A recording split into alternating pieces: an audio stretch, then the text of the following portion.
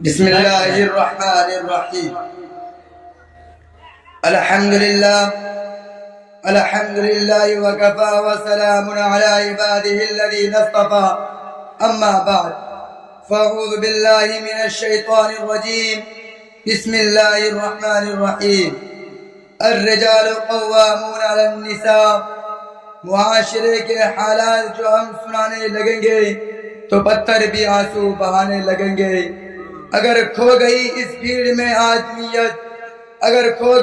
بھیڑ میں آدمیت تو ڈھونڈنے میں زمانے لگیں گے.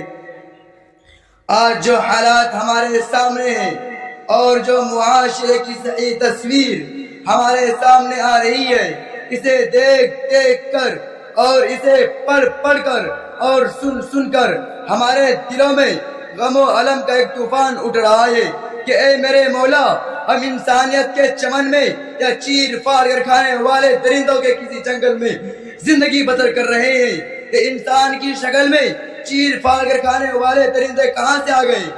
انہوں نے شیطان کو بھی شرمندہ کر دیا. بزرگوں، روزانہ ہم اخبار میں پڑھتے ہیں کہ آج فلاں جگہ پر فلاں شوہر نے اپنی سسرال والوں سے من پسند جہیز نہ ملنے کی وجہ سے اپنی نئی نویلی دلہن کو پھانسی کے پھندوں پر لٹکا دیا. فلاں شوہر نے اپنی بیوی کو موت کے گھاٹ اتار دیا. فلاں شوہر نے اپنی بیوی کے اوپر پٹرول چھڑک کر زندہ آگ میں جلا دیا. آخر اس جلتی ہوئی تصویروں کو دیکھتے ہیں، ان رپورٹ کو پڑھتے ہیں تو بے ساختہ یہ دل پوچھتا ہے کہ کیا جرم تھا اس کا، کیا پاپ تھے اس کے کہ اس جرم کے بدلے میں ایک معصوم لڑکی کو زندہ آگ میں جلا دیا گیا. بتاؤ آخر اس معصوم سی زندگی نے وہ کون سا جرم کیا تھا جس کی سزا تمہاری عدالت نے صاف موت لکھ دیا؟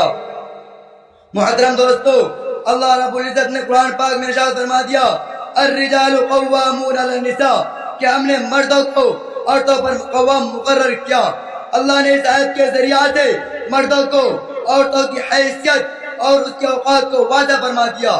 مردوں پر لازم ہے کہ محنت سے کمائی کر کے حلال رزق کے ذریعہ سے اپنی بیوی کی نان و نفقہ اور اپنے بچوں کی پرورش کرنا یہ مردوں پر فرض ہے. کمانا بیوی پر لازم نہیں، شوہر کو دولت دینا بیوی کی ذمہ داری نہیں. عورت گھر کو سنبھالتی ہے، تم زمانے سے لڑتے رہو اور یہ عورت گھر کو جنت بناتی رہے گی. آج جغرافیہ بدل دیا گیا، آج طریقہ بدل دیا گیا کیونکہ ہم انٹرنیشنل اور ماڈرن فقیر ہیں. انہوں نے بھیک مانگنے کے لیے بھی درمیان میں ایک بروکر رکھا ہے کہ ہم اتنی بھیک دلائیں گے.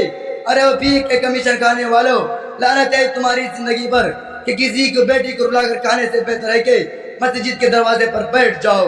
صبح شام تمہیں بھیک مل جایا کرے گی مگر خدا کے واسطے کسی کا گھر پر مت اجاڑو. میں اسی چند کلمات پر اپنی تقریر کو ختم کرنا چاہتا ہوں.